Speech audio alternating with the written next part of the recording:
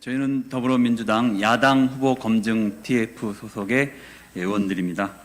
오늘은 김원희 의원이 세곡 시장 결제 자료가 있는 자료를 발표를 함으로써 보금자리 주택 지구 지정 사업이 서울시장이 내부 주택국장의 보고를 받아서 내부에서 방침을 정해서 진행된 사업이라는 것을 입증할 수 있는 자료를 제시하면서 저희 의견을 전달하고자 합니다.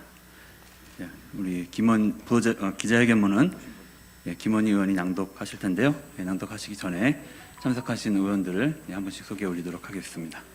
제일 오른쪽에 우리 조섭 의원님 오셨습니다. 그리고 홍기훈 의원님 함께 하셨습니다. 그리고 김원희 의원님 함께 하셨고요. 그리고 김영배 의원님 함께 하셨습니다. 진성준 의원님 함께 하셨습니다. 김원희 의원이 대표로 기자회견문을 낭독하시겠습니다. 안녕하세요. 민주당 원내부대표 목포 출신 국회의원 김원희입니다. 반갑습니다. 회견문 쭉 낭독하겠습니다. 2009년 10월 16일 서울시의회 도시관리위원회 회의록을 통해 당시 서울시 주택국장이었던 김효수 씨의 거짓을 밝혀냈습니다. 2008년, 2009년 국회 국토회의위 서울시 국정감사 회의록을 통해 오세훈 국민의힘 서울시장 후보의 거짓을 밝혀냈습니다. 또한 2005년 오세훈 후보가 처가의 내곡동 땅 경계 측량 현장에 있었다는 경작자 측량 팀장의 증언이 있었고, 오늘은 측량 당일 점심 식사 장소에서 오세훈 후보를 보았다는 안고울 식당의 주인과 아들의 추가 증언이 있었습니다. 하지만 여전히 오세훈 후보는 내곡동 땅의 보금자리 주택 지정 여부를 몰랐고, 해당 사업은 국장 정결이라 자신은 보고받은 바 없다고 주장하고 있습니다. 너무도 뻔한 거짓말을 일삼는 오세훈 후보를 보면서 부끄럽고, 이런 후보가 대한민국 수도 1,000만 서울 시민을 대표하겠다고 나선 것에 대해 깊은 자괴감을 느꼈습니다. 오늘 오세훈 후보의 거짓을 밝힐, 즉 오세훈 후보가 당시 김효수 주택국장으로부터 보금자리 주택 부지 조성과 관련한 보고를 받았다는 결정적인 증거를 확보했습니다. 2008년 9월 19일 이명박 정부는 주거 안정을 위한 도심 공급 활성화 및 보금자리 주택 건설 방안을 발표하고 국민임대 특별법을 전면 개정해 보금자리 주택 건설 등에 관한 특별법을 제정했습니다. 2009년 4월 21일 법 시행에 맞춰 당시 오세훈 시장이 재임했던 서울시도 그린벨트를 해제하고 국민임대주택으로 추진하던 부지를 보금자리 주택으로 추진하려는 계획을 세우게 됩니다. 지금 바로 제가 들고 있는 2009년 4월 24일, 즉 지구지정 제안을 하는 2009년 9월보다 5개월이 빠른 2009년 4월 24일 서울시 재발 제한구역 내 보금자리 주택 검토보고 자료입니다. 당시 김효수 주택국장이 이 계획을 세우고 오세훈 시장에게 보고한 내용입니다. 검토보고서 표지를 보면 우측 상단 4월 24일 오세훈 시장이 전자결제했다는 사실을 알 수 있습니다.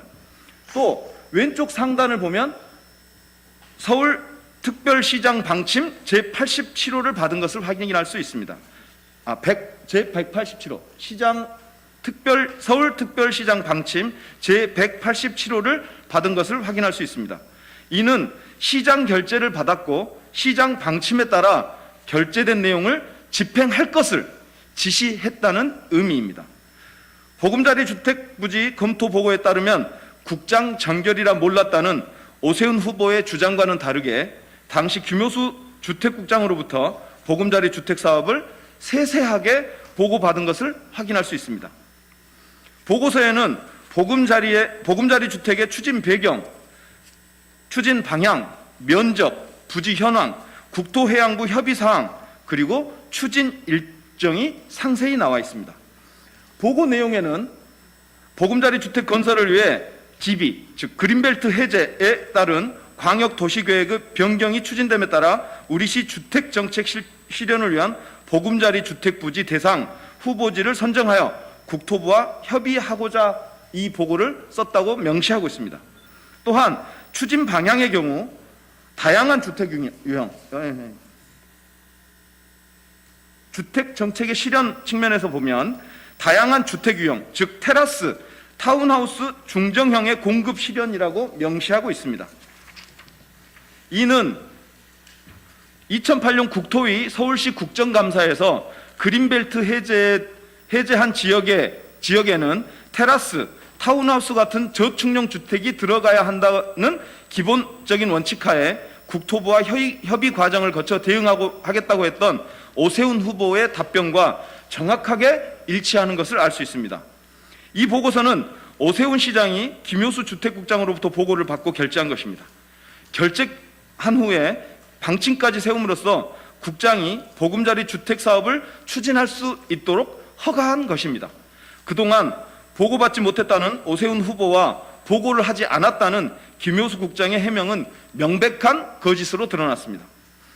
기자회견이 끝나면 오세훈 후보는 이 보고서에는 내곡이 포함되지 않았다, 내곡 존재를 모른다고 또 거짓 해명을 할지 모르겠습니다.